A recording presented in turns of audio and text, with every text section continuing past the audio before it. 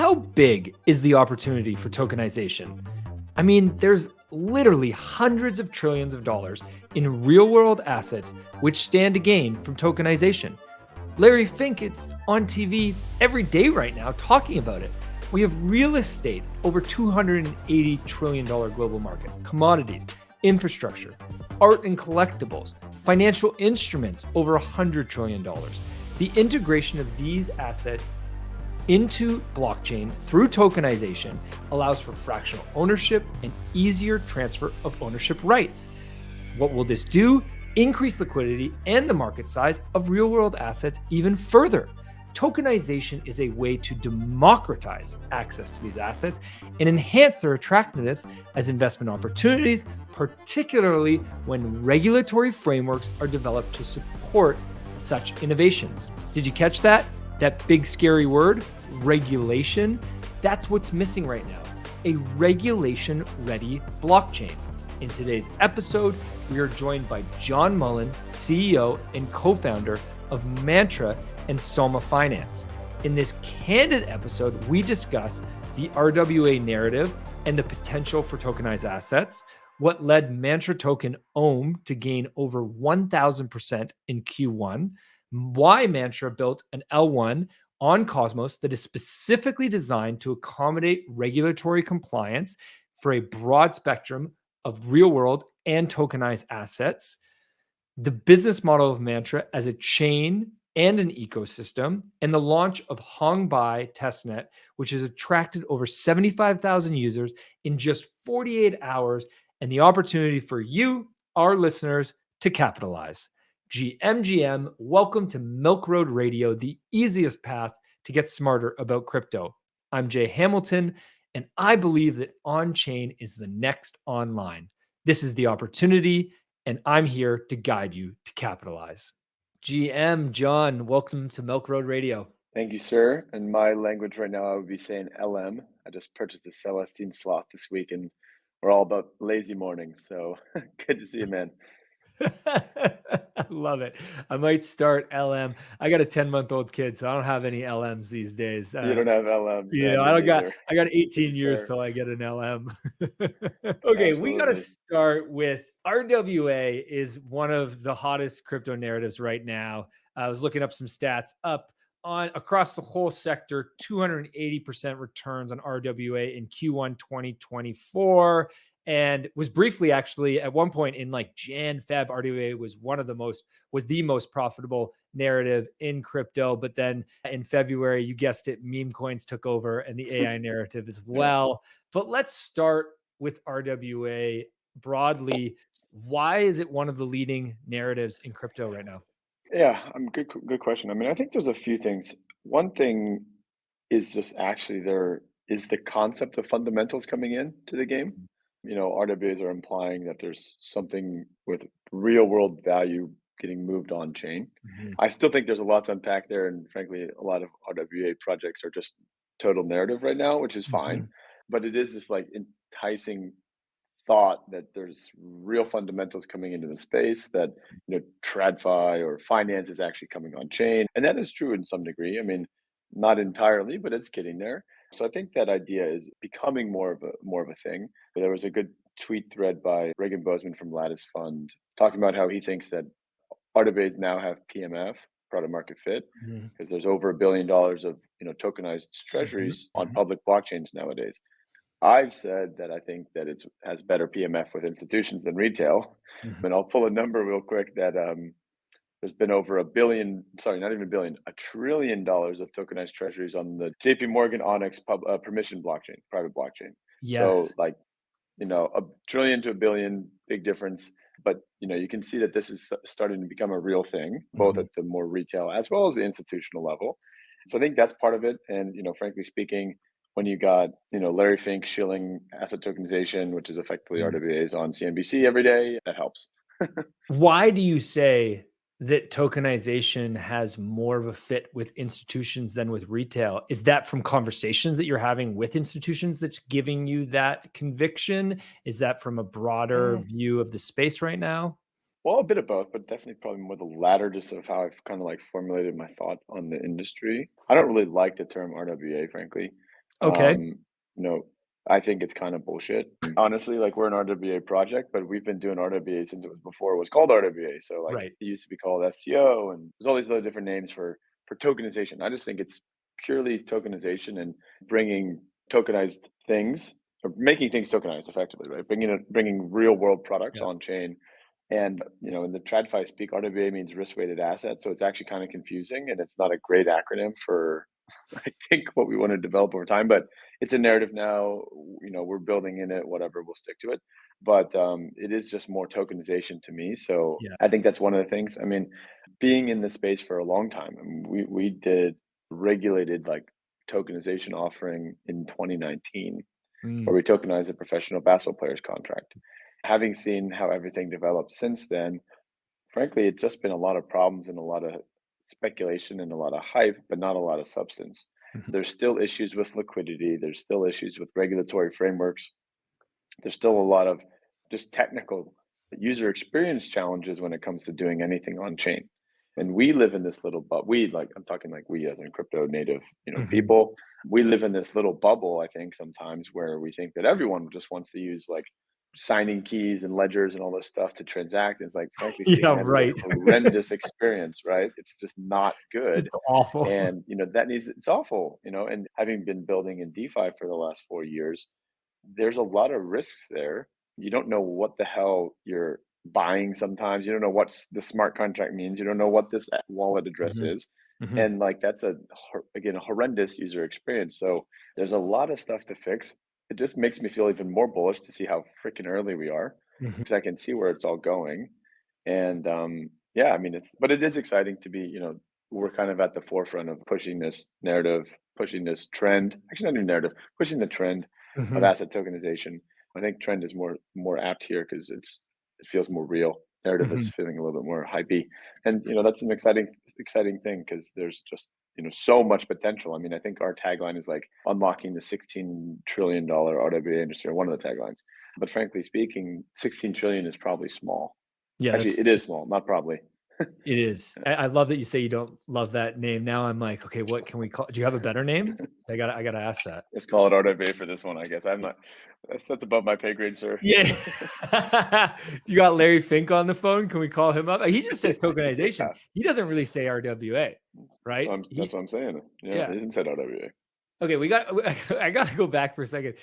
Tell me you tokenized a professional basketball player contract? I don't know this story. You gotta tell this story quick. This fits Yeah, very the milkman's gonna love this story. absolutely, man. So back before even Mantra launched, I was just coming out of working on a centralized exchange project. The two bear markets ago was like in full swing. This is like 2018, 2019 days. We just had the big sell off from 20K to 3K in Bitcoin, and we're trying to figure out what the space was going to be doing basically, other than like scammy ICOs.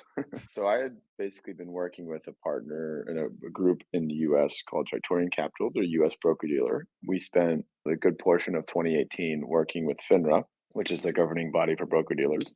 And we had basically went to them and said, hey, we, meaning the broker dealer, have a private placements license for traditional securities. We want to do this with blockchain.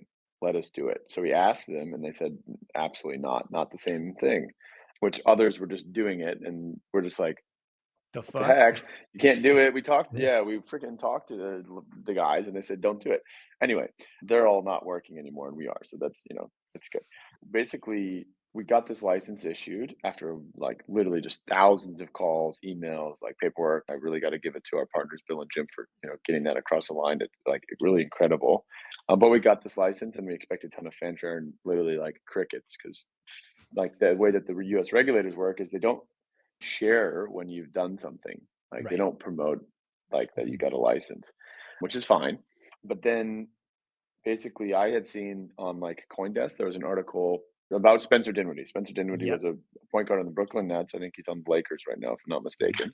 And he wanted to tokenize his contract. And he has this like moniker like tech guy with a jumper and like he wanted to be an industry leader. He's been in crypto, which I think is really awesome. I saw that and I'm a big basketball fan, big sports fan in general. Actually, I do like the Lakers, although I think My favorite team is Cincinnati Bengals. Go But you said Joe. I hope it. you're from Ohio originally, I'm from yeah? Cincy I'm from Ohio. Yeah, You're yeah, from okay, Ohio. okay, that adds up. Yeah. Joe Burrow, hopefully he Um, plays a eh, full season, but anyways, we don't need to go I down that love rabbit Joe, hole. man.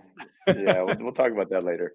And anyway, I literally just reached out to this professional basketball player on LinkedIn, and I was like, "Hey, I saw your article. Like, we have a license. We can help you with this. We should talk."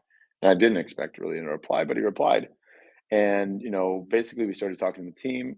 Kind of long story short, they ended up going with two different broker dealers first that didn't have a license, and Okay. they both got shut down. And then we were kind of like the third time's the charm, got around to do it. We had a ton of fanfare for this offering. We did under a Reg D private placement, which is an accredited only. I think it would have been cooler to do it under retail, like a Reg CF or something, which actually is what we're doing now on the US side. But they didn't for whatever reason. It's fine. And unfortunately, by the time that the transaction was actually about to close, COVID happened. No one's investing in a basketball player shitcoin when the world is literally imploding and the Mhm. basketball league is, NBA shutting down. And I'm pretty sure Spencer got COVID himself. So like technically the asset had COVID that we were tokenizing. We were tokenizing COVID.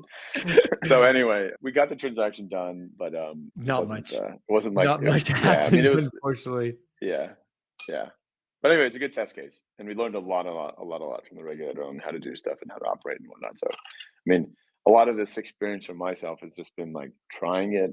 Honestly, things just not really working out perfectly, but you make progress, and then Yeah. you kind of go back. I mean, it sometimes works out great for a while, but then it's not lasting, and you got to go back Mhm, to drawing board, figure it out, improve, and mhm. that's just a part of life, I think. But Well, and you know you what? know, It's a great reminder for all the founders and entrepreneurs that are listening right now. You're going to listen to the show, and we're going to talk about Mantra and all this incredible success that you guys have had recently. And it might be easy for you to sit there and think, "Oh, well, John just made it overnight." And it's like, no, no, no. He was in the trenches yeah, dealing with this shit for years, trying to do this, yeah. having many failures, and that's what leads to the end success. Uh, I want to talk about the success that you guys have had. Mantra is the leading RWA token in Q1 2024, up over 1,000%. What's driven the incredible rise of your token price? I got to preface everything as not financial advice, Of course. NFA. I think there's been a few different things that have really, been pushing us. I think obviously there is just being positioned and aligned with a good narrative, and we're positioned and aligned, but the reason that we are is because we've been building this particular like thing specifically for the last 18, 24 months Mhm, and not calling it RWA. We've just been building in the trenches, mhm. honestly suffering, like legitimately suffering during the bear market. I mean, for the first time in like nearly 2 years, I'm taking a little bit of a salary and it's basically just to pay my rent. And I've been putting money into the business, like to basically keep Just things afloat bleeding. for, 2 years. You just, yeah, literally, but you got to do what you got to do. Mhm, So I think that is paying off, right? Like mhm, all the hard work from the last, bear cycle is like coming to fruition now and you're getting that repricing. I think one of the other bits is that we had basically when we launched, I mean, I won't get into the entire story of Mantra right now, but Mantra, when it initially launched, was actually like a DeFi app or DAO token. mhm, So it's like a mhm, DAO DApp utility token. In the beginning of the year, we basically had a DAO proposal that was community led, where basically we merged our plans for a Cosmos L1 blockchain, RWA blockchain, mhm, which initially was going to have its own separate token and our existing token into one. And then we mm, created like a unified tokenomics. So like OM or OM has effectively become or gone from a DApp token to an L1 token. And mm, that repricing is significant. I mean, we are the RWA L1 right now, right? Rather than just a RWA DApp token. mhm, And I think that has a pretty significant bearing here. And then finally speaking, like our tokenomics are fairly unique in the sense that we've been around for 4 years. We're at least on the Ethereum side of the token supply, like nearly over 90% in circulation. We're obviously expanding the supply with the new mainnet coming. But even when we launch mainnet, the token's going to be like 50% in circulation. So it's not like we're going to be this like super high FTV, low mhm, float kind of token, which actually like sometimes is a disadvantage because like mhm, we can't launch just like if we launch now straight up, we'd probably be like a 10B, like whatever kind of crazy FTV thing if mhm, we wanted to. But then obviously you're facing a shitload of dilution down the line. And like mhm, right now, instead, we don't have to do that. We have maybe less like, hey, we're launching and our token's worth $10 billion. It's shit's cheap now and we can do whatever the hell we want. obviously just kicking the can down the road for the dilution coming. But in this case, it's slightly different. Thankfully, we've had a good run up, so that's been good. And Mhm. honestly speaking, the other good thing is we're just on Binance, and that makes a big difference. Yeah. Yeah, wild. Yeah, the power of Binance is just, it's truly It's insane. insane. But and it's very interesting because, I'm in Canada, being in North America. I mean, being in Canada, I'm basically American in terms of my media and my news Yeah, and the yeah, exchanges I use, right? We don't see Binance here. We don't talk about Binance here. It's yeah. not No, it's on my crazy. radar. But you're in Hong Kong, Yeah, and every time I talk to anybody outside of North America, basically, it's all Binance, Binance, Binance, Binance, Binance, Binance. Binance, Binance. Yeah, it is. Yeah, Yeah, wow. we're not on Incredible. Coinbase yet. We're working on it. You'll get there soon, I'm sure. The And two I, ones we want Coinbase, and we need the Koreans. We need that Korean pump. My wife's yeah, Korean, so I yeah. just want to mention one more time that, just so everybody knows, Mantra's ticker is OM, OM. So you might hear us say OM Mhm. or hear us say Mantra. That's what the token ticker is, just so you're up to Yep. speed. Okay, let's jump into Mantra. We've kind of talked a little bit around it. Tell us, what is Mantra Chain? What are you guys building? Maybe take us back. Sometimes I find the best way to explain the story is a little bit like, what's the problem you saw? And as you said, you've been building Mm. for longer, trying other things. What led you down this path? Absolutely. So my first foray into officially working in crypto was in 2017. I started working on a centralized exchange project. I'd been doing like research at a bank before, and I was, pretty early Bitcoin adopter. So I got my first Bitcoin in like 2013, but that was just on personal capacity. So I got my first job in 2017 in crypto full time. Working on this exchange, we were looking to basically create like a regulated-ish or like more buttoned up style platform where you could trade all of in products under one roof, crypto assets, securities, STOs, FX, whatever. And that was like the initial vision. And I think it's kind of persisted just in different Mhm. forms. The idea of building a regulated like KYC exchange in 2017 out in Asia was ridiculous because, Yeah. that wasn't a feature, that was a bug here, Yeah, exactly. Nobody or wanted that. internationally, right?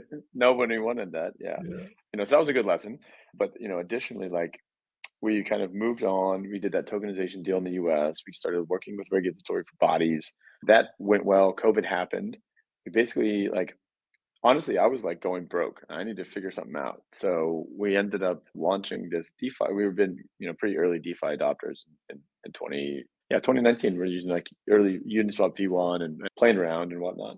Basically, we wanted to build something in DeFi, started working on building this project called MantraDAO. We actually were initially going to be launching on Polkadot. We had this like idea Mm. for this DAO that was governed by the community that had retail focused financial products. And that's how we came up Mhm. with the name actually. It's like mantras, you say them to have peace of mind, like rhythmic hymns that you say over time. Om is one of the first, like Om, and you like say it over and over Right. again. You kind of chant it. And the Yeah. whole idea was to be like calm with your financial well-being and at Okay. peace. And Om is the first mantra, of course. The idea of DAOs being both the DAO religion, the Taoism, as well as the decentralized autonomous organization. Like that was how Mantra DAO came about. We launched that, and obviously, as we mentioned, all the perils of DeFi, smart contracts, rugs, scams, sending things to the wrong wallet, like all this stuff. So we did all that, and we're like, okay, this is great. But after about a year, we had some good progress. We got listed on Binance in March of 2021, so we've been there for nearly 3 years. And the DeFi bubble popped like literally 2 weeks after it got listed on Binance, and it was like down only. Everyone went into the NFTs and GameFi, play to earn, whatever. So we went back to the drawing board and wanted to basically create something that had a bit more sustainability to it and a bit more Mm. of a competitive moat. Well, we got back in touch with our US partners and we're like, okay, let's build something bringing this license and our DeFi on chain tech because we didn't have those the first time around when we did the basketball deal.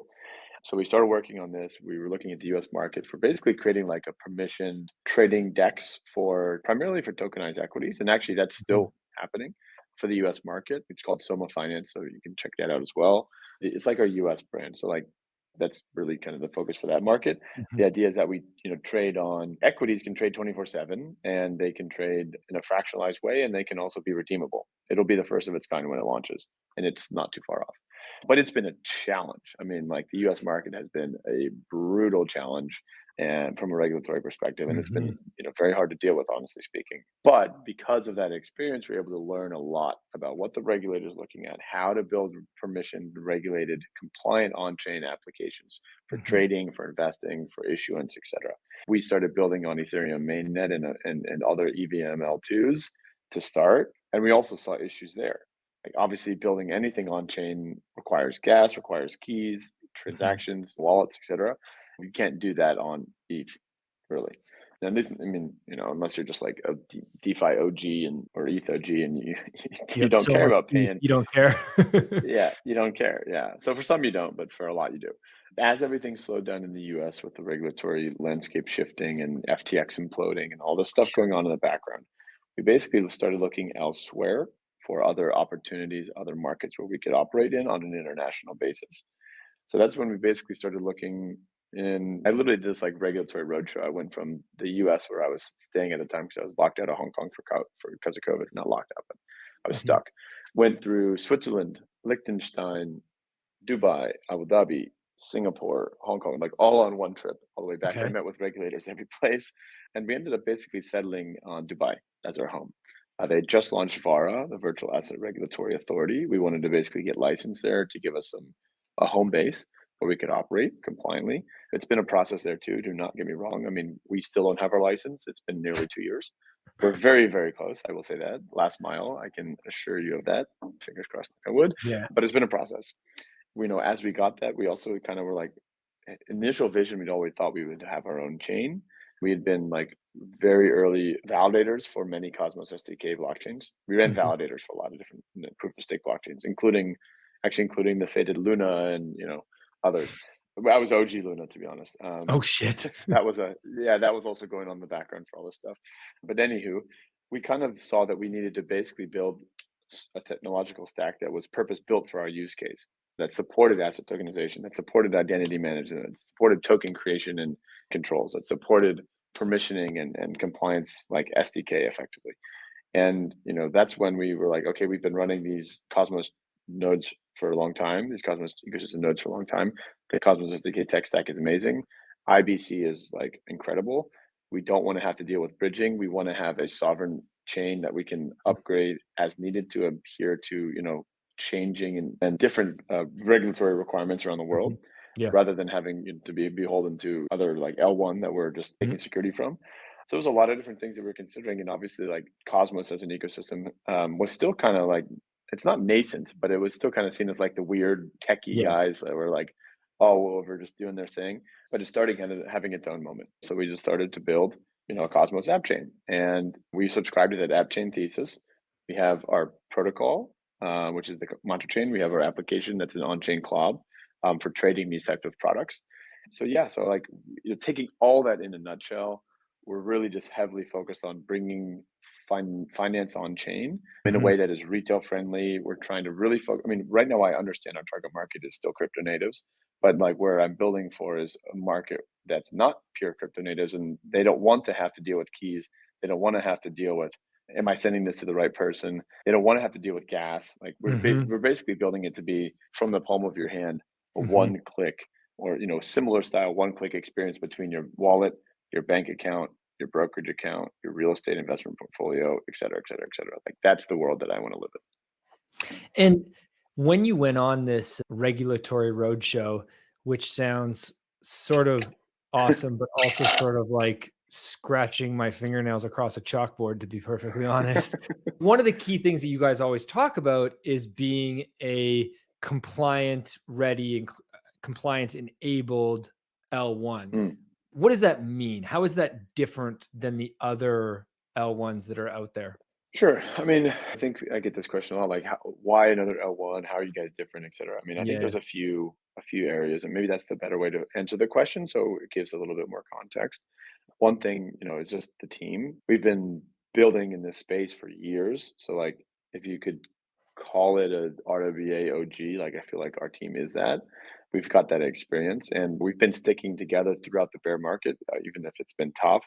So we've been slowly building towards this mission, and now we're here. So like I think that's a big advantage.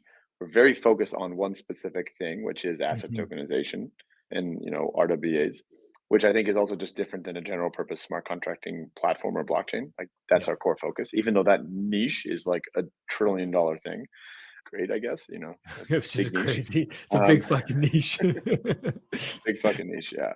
We have been doing the compliance and regulatory legwork with getting licensing It's not just like, oh, we're going to spin up some new code and it's great. Now we can do this stuff. Like, no, no, no. We've been in the trenches, building relationships, spending time, spending money, frankly, with lawyers and regulators and Mhm. doing all this stuff that will give us distribution capabilities that no one else will have. Like, I'm not going to say name, but if any just general purpose L1 would go out and say, "Oh, I want to launch a regulated DEX now," that like it's not the business model. And two, like, okay, get the license. I say this all the time. You can't fork a license.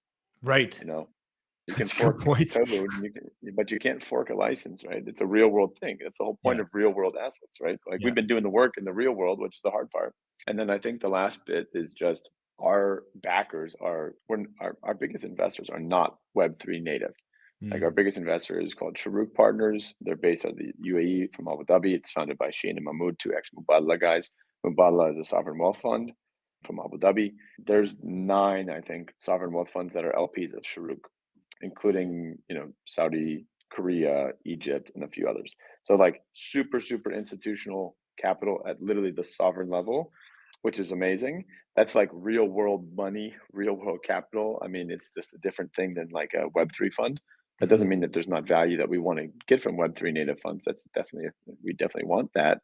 But it just is like we have the real world part of real world assets. And I think that's an incredibly important thing because when you go into these conversations with institutions, with asset originators or just, buy and sell side institutions, like it just changes the game because they're like, okay, you're not just a random scammy crypto team that is going to like cut and run. One, we've been building this specifically mantra for 4 years and continue to iterate and continue to work on it. So, they know that we're here for the long run, which we are. I mean, I'm inevitably and forever long myself.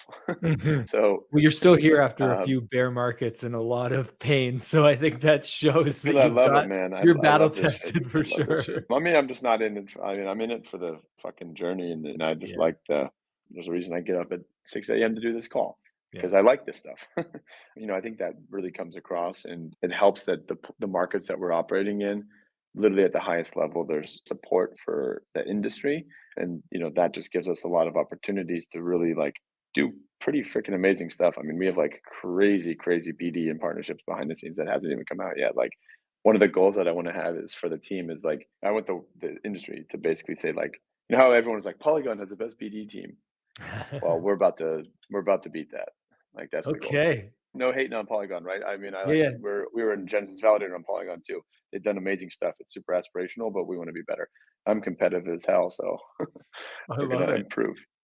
Okay, let's get into a little bit about the business. One thing that I think gets so lost often, and we talk about this a lot about Milk Road, is people like to Mm, talk about the tech, but let's talk about the business because, yes, building the tech is so mm, important, but unless you actually have a business plan and a business model that you're building towards, and you understand how you're going to make revenue, look, none of mm, this can amount to anything. You're really, as you said yourself early in the episode, there's a lot of RWA projects that are kind of jumping on the narrative right now, but maybe mm. not Yeah, necessarily building a sustainable business. Tell us about what is the business model for Mantra? How do you guys make revenue, maybe now and in the sure. future? I know things are Yeah. changing so fast. Absolutely. So, I mean, I think it's been really a good process to have to build and raise money because we recently raised around in the bear market. 'Cause it really, really requires you. Well, one, it's just freaking brutal to raise money in a bear, honestly. I mean, we were trying to raise for like 18 months. I mean, it was just literally we were like going out to raise money as Luna is crashing. Oh And my. then we started getting some traction and then FTX blew up and we're like, okay, hold on, like let's just keep building. That was a challenge. But it does require you to really focus on being focused, not doing too much shit, finding what is the attractive thing for investors to participate in, focusing on the business to build something that's real, and really focusing on your numbers and making sure that you're legitimate. So like that whole process has been really good for us. It's made us stronger. But in that kind of like focusing, we really had to focus on like how does this business grow and how do we actually create value at both the token and the equity level? Because the way that the group works, Mantra Group, is effectively we have like a group structure that services Mantra, like the token issuing entities outside, right? On the Mhm. group level, we basically are like a headcount plus a little bit of like a little bit of margin that basically is like building things for the foundation, association, whatever. That's like to keep the lights on revenue. That's not meant to, make a ton of money, but it's just meant to continue to make sure that we can continue to build. That's basically funded via the treasury. It won't that model was not from the chain or the ecosystem perspective. It's not only going to be for us, that's for other people too, right? Like any other Mhm. dev studios that we work with. But we also, as the founding team, core contributor team, like we have the long tail upside in Ohm, right? So we have a pretty substantial claim on Ohm TNA at the group level, not only at the individual level. So the team and individually has exposure. We Mhm. do something where effectively we have this. I mean, not that we're even in the remote, like we're literally everyone's revested their tokens because we're issuing new supplies. Like no one's liquid, even though we've been building for 4 years. We have another multiple years ahead before anyone's taking money off the table, which is good. Again, Mhm. forever long myself. But the idea is that we have this thing where basically no one ever gets tokens directly. We all, if ever there is a divestment, it happens, via best execution with the market maker, and then Mhm. the proceeds are distributed pro rata. So you don't Hmm. have this first man out to sell. Is like it's a prisoner's dilemma if you don't do it like that because Yeah. hey, he's going to do it, so I should fucking do it too. Yeah, Yeah, fuck totally. that. We're not trying to all dump on one day. It's not how it's just not how it works. It's not good for the community. It's not good for anyone. So we've had this model always. So that's like the just general like consulting technology service model. But then Mhm. at the same time, we are building an on-chain exchange application that will be licensed and regulated in the UAE. That's just really an exchange model, transaction fees, listing fees, etc. Yeah. It is a permissioned exchange. I don't know if we're actually going to have listing fees, probably paid in Ohm or something. But there is an exchange style business model, which is transactional volume, etc. We're looking for other ways that the group can make money. I mean, within the group, we have different businesses. We have the chain, we have the exchange, we have the US piece, and maybe others in the future. They'll have their own unique business model. I envision that they'll all have their own token as Mm. well. Like the long-term strategy for the group is effectively like I just believe in like a tokenized world in general, and everything should have its own token if you can, and only if you can create a unique value accretive token model that both aligns the equity interest in the shareholders as well as the token holder interest. Mhm. So if that doesn't get met, then there's no token. But if that can get met, which I think in many cases it can, then it's a good opportunity to have, two parts of the capital stack, the token capital as well as the equity capital. And I effectively think that our mantra group business is effectively like the DeFi DCG or the DeFi consensus or the tokenization focused consensus, where it's like a holding company brand with different products. Mhm. That's kind of what I want to, how I want to build it. And again, but I want to build this more of an international style, internationally focused with a token spin on everything. I mean, I hope that at someday, if we ever go public, I mean, not only will we go public in a traditional stock exchange, but we go public on our own exchange in a token. That'd So be, I mean, that's the way it should be anyways, right? That's the way 100%, everybody yeah, should be 100%, going public. And I think, yeah, yeah, we'll 100%. we'll definitely get there soon. Tell me a little bit about what are the growth metrics that you guys are looking at in your business that allow you to measure your success? Any numbers you guys Mm. can share with us that can demonstrate what's going well, maybe what's not going so well, or what hasn't gone so well? Sure. I mean, I think recently a lot of it's just pointed to the Hong Bai testnet, which is the latest Mhm. phase of the testnet that we launched for the chain. I mean, it's literally been 2 days, maybe like not even 48 hours. But I think we can point to some numbers. Let me just pull up the Galaxy Quest actually, because it's like it's an incentivized testnet. So I'm just going to refresh. I I mean, mean, we have, if it wasn't an incentivized test net, would anybody care? I no, they hate would to not. Of say it, course but not. it's true. No, no, of course not. Okay, so in less than 48 hours, we've got 73,000 participants on the testnet quest. Damn. So that's one. I mean, we need to have that. I mean, some of the other metrics that we're looking at is like who's creating decentralized IDs, so who's actually onboarding. So onboarding wallet ID creations. Obviously these quests are a good barometer. dApps being deployed. So Mhm. we actually held a hackathon like on the DevNet before the testnet even launched over the weekend. We had 70 developers come out and we had 9 working dApps deployed by the end of the 2-day hackathon on the weekend. Damn. Working front end and back end. So we'll have 9 RWA focused dApps deploying imminently on the test net. For that's not even the ones that we have built Right, ourselves. that's not even your products, Um, these are external. yeah, these are external. We're going to be launching something pretty exciting. So next week, we're going to be announcing a partnership on Tuesday. It's like this basically one of our investors is a big company secretary in the UAE. They've worked with over 80,000 startups with advisory services, visa related services, regulatory services, compliance services, etc., called VirtueZone. They've basically taken a floor in the DWTC, which is the Dubai World Trade Center, where the the economic free zones in the UAE or in Dubai.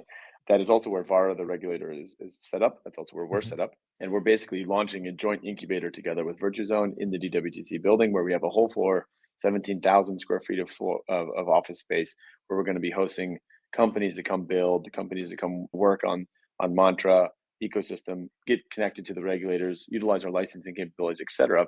We're announcing that next week. I'm going to be investing $500,000 into 5 different startups to go through an incubation program over the summer, where we're going to send 5 teams, ideally a builder and maybe a biz guy or girl, hopefully girls. Totally. And Hopefully girls. We need more girls in crypto. Holy jeez. We need a lot more for sure. But I'll invest in basically 5 teams, 100 grand each, that will then go through this program. And this program is basically going to be 1 month in Dubai. You get to go and live out of a hacker house. We're going to have a cool hacker house that you can come live at. Go through and work at this DWTC for a month.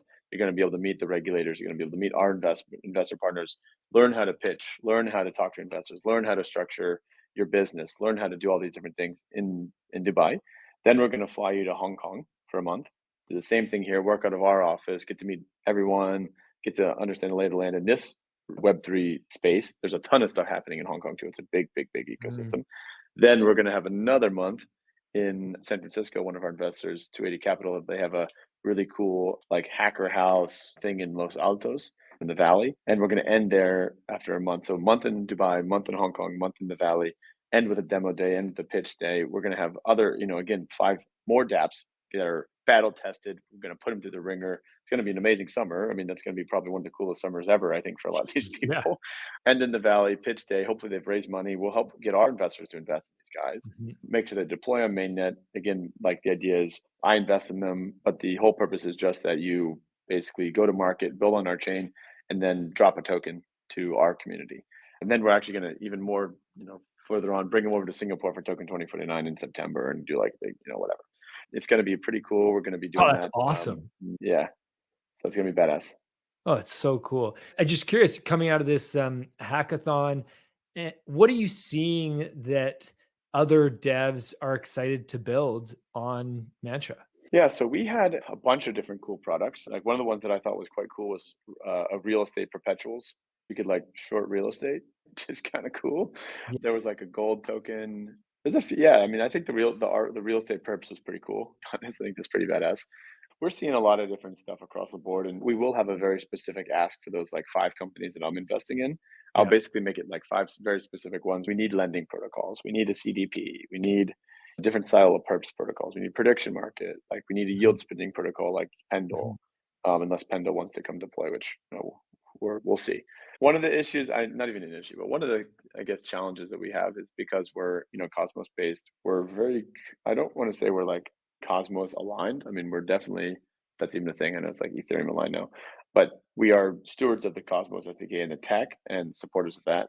But from an ecosystem perspective, we're like anything but Maximus. So like we support a number of different chains and products, but we are using CosmWasm smart contracts rather than Solidity and EVM. So that is one challenge, I think, but we're very much sticking to the guns there. And I think over time, there's technical reasons why we've decided to make this change, or not even change, but decision.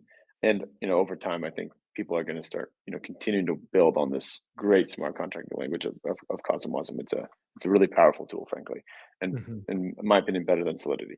So because of that, and don't hate me, Ethereum maxis, please, for saying that. Just my personal opinion. It doesn't mean that I don't think there's good stuff happening in Ethereum. There is. So that's one of the challenges that we're seeing. But, again, you're seeing the progression of people moving and devs working and building in Rust. That's a cool thing to see. Yeah, definitely one of the challenges that I think most retail and most people don't see is how much learning needs to happen in order for devs to start to build in a new language. Oh, yeah. And that makes innovation and development slow, right? Like we all expect, we're like, well, why I got an idea. Why can't a dev just go build it? And it's like, well, okay, hold up for a sec. there's a lot of learning that needs to happen and steps that need to happen. And there's lots of some products out there that are trying to solve that by making learning languages easier and making it easier to, if you know one language, it could convert to another. And so I think the innovation across the whole space will solve that problem. And we're going to have more and more devs. Also, obviously, in a bull cycle, we're attracting a lot of great devs into the crypto 100%. space now, which is great to see. You jumped on one of my next questions here, which was, what keeps you up at night? What are the challenges? You mentioned the smart contract language being one. What are the other things that keep you up at night? I almost never have a hard time going to sleep because I'm stressed or worried. It's because you're saying "om," You know, right? no, actually, I should. I should. I think maybe I say it too many times during the day. So I think it's partially just because, I mean, I think there's two things. By the way, that doesn't mean that it's easy for me to go to sleep. It's just that I'm not worried Mm, necessarily about stuff. Usually, honestly, I just think I have like an innate and uncanny ability to handle like immense loads of stress. mm, So, I say like, I do CEO coaching with a group called the Mashari Method, and I think through that experience, they have a lot of crypto founders as clients, including Brian Armstrong, Antonio mm, from DYDX, and others. It's funny because a lot of them don't really want to be CEOs. I'm not saying Brian or Antonio or mhm, anyone, but like a lot of mhm. these clients, Yeah, they don't want to run the business. yeah. I do. Like I think I was like literally just put on this planet to do this job. This is my life's calling, and I'm built for it. So because of these like just general characteristics and traits that I have, it doesn't ever seem like I'm working. It's just Mm, life. So because of that, like most of the time, 9.9999999 out of 10, I'm not like so stressed I can't go to sleep. I'm actually just my mind's racing because I'm thinking about what I want to do the next day and all these other things that we need to do and stuff like that. So it's not a like, oh my God, what's going to happen? It's just like, "Oh, shit, we have so much other stuff to do, like, let's fucking go do it," and, that's sometimes one of the better times for me to think, and I'm always like mhm. not a good thing, but I'm always kinda like I go to bed, like, glued to my phone, and then I need to then I, like, put it down, and then I keep thinking about stuff, and I'm like, "Oh, shit, I need to write that down again on my notes or whatever." So I Totally. need to figure out a little bit better way to deal with that, but, Well, you that's for got another you got time. 2 dogs, so are you going on daily dog walks? That's one of my I got a dog too, so that's one of my favorite times to digest, and so many great ideas come to me in that time. It's a good one. I mean, so, like, one of the things that I found that's kind of a good way to kind of separate the craziness of my schedule. Because I mean, literally, like the minute I wake up to the minute I go to bed, I don't say I'm glued to my phone, but I'm like, I'm on. Right? I'm Mhm, I'm thinking about it. And there's not really a waking moment when I'm not. But finding the ability to have flexibility in your schedule mhm, to do what you need to do, like that's an important part of just knowing that if I wanted to do something, I could, and just managing and owning that is a good thing for me. I really like to go to the gym and when I'm in my routine. I'm traveling a lot, so it's a little bit hard, but like being able to go and I'm gonna go to the gym after this podcast, for example, and just like being able to have that moment and de-stress a little bit and try not to think about it too much, sweat it out or whatever it mhm. is for you. Like I also think, I do a lot of massages here. I can like get in a state of zen where I'm almost sleeping, but I'm thinking about a ton of stuff and like can really get deep into it during a massage. So like I don't know, I just found a couple things that work for me, and that's some or haircuts. I get my haircut all the time. If I Okay. ever really blow up, I seriously, man, if I ever really blow up, I would have like a haircut or barber who just follows me everywhere in the world. I'm No not way. joking. I get my haircut like every 7 to 10 days, and I would do it every day. Honestly, it's therapeutic. I keep it Hilarious. tight on the sides, and this is Looks even getting good. long for me. I like it even shorter. Yeah, Looks thank good. you, You sir. got a hat on right now though, so and I got crazy Dude, long hair. I've been growing it out for years, so you and it, I we're opposite ends of the it, spectrum it, on the hair. it's funny because one of my partners, one of our team members, Prof K, shout out to Prof. He always tells me that like there's so many good crypto founders that are bald, and obviously you had the bald meme coin. He's like, you have good hair, John. Like you need to not wear hats on these AMAs and podcasts and stuff because People you are got to gonna show the think you're hair. bald. I'm like, bro, it's fucking 6 a.m. right now. Like I'm not doing my hair to do this call. It's okay. Most of our listeners are on audio, not on video. But for those who are on video, you can Okay. see John's premium hair. Kind of. He showed it a little bit. He took off his hat. Maybe you got to come onto YouTube so you can check it You got out. some killer hair too, man. Oh, thanks, my man. Okay, wow, that was a great sidetrack. I was not expecting that question to go in that direction. I want to talk about Hongbei testnet, though. You guys, Mm, as you mentioned, we talked a little bit about it. You guys just released that a few days ago. There's lots of ways that our listeners can participate, tell us a little bit about this test net and how people can get involved. Yeah, so I mean, one of the first things I would like to just talk about is why is it called Hung By? And it's a little bit of an allude to the Dencun testnet that Ethereum just launched, and that was obviously predicated on Denver, Cancun, which were two important sites for the Ethereum Foundation. Hong Kong, Bai, Dubai. Mhm. We're not necessarily targeting Hong Kong per se, but we are based here, and Hong Kong and Dubai are our two hubs basically. We basically want to create a blockchain that becomes the tokenization corridor for the Middle East and Asia. I mean, it Mm, will be bigger than that eventually, but really, like where our core competences are and where our core connections are is in the Middle East and Asia. So I think that's an important thing to just throw that out there so you can understand like why. And frankly, I think Hong Bai just sounds pretty cool. Other than that, in order to get involved, we do have an incentivized testnet. As I mentioned, there'll be both on and off chain activities that you can use to participate and earn points with.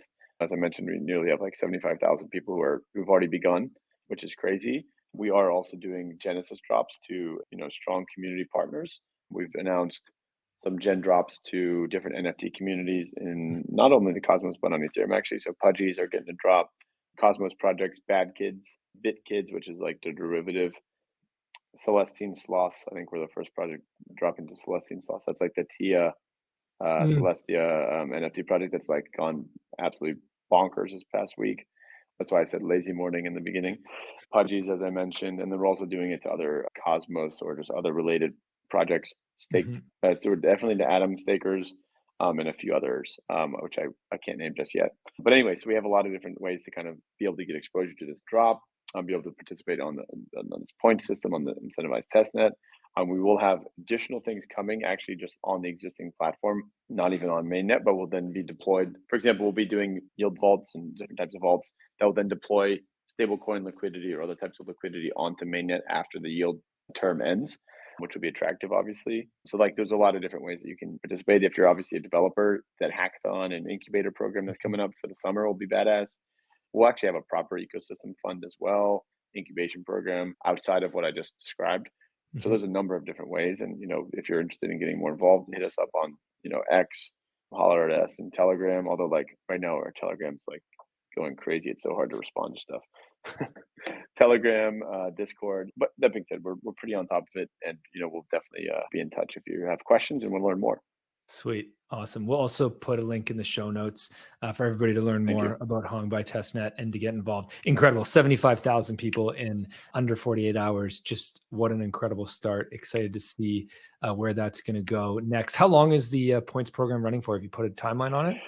So up until mainnet, a few months. So I'm a little hesitant to give like a hard date, but Yeah. just to give some like general baselines. So what I say is we want to do it before the U.S. election and after the Okay. summer. Okay. So Okay. that's not I, it's a I, little bit of a small window, that's a but small you can window. imagine Yeah. Yeah. I feel you on that. Why before the US election? because God only knows what's happening after Yeah, that. I figured that was going to be the case. Uh-oh. Oh boy. Just Anyways, take out well, that degree of whatever the hell, and just let's after yeah, that, that's going to be the talk of the town. So let's just get out there before. totally. Totally. Awesome. John, this has just been an incredible conversation. Thank you so much to you and your team Thank you. for everything you guys have done. It's amazing the amount of legwork that happens in the background that most of us do not see. And dealing with regulators in the way that you have is a noble effort that somebody needs to do Thank you, it. sir. And so appreciate you and your team doing it. Before we wrap, where can our listeners find you on X, or where are you active, and anywhere else that you want to tell our listeners to follow? Yeah, absolutely. I would say X is probably the best, along with Telegram, although my Telegram's pretty swamped, as you can imagine.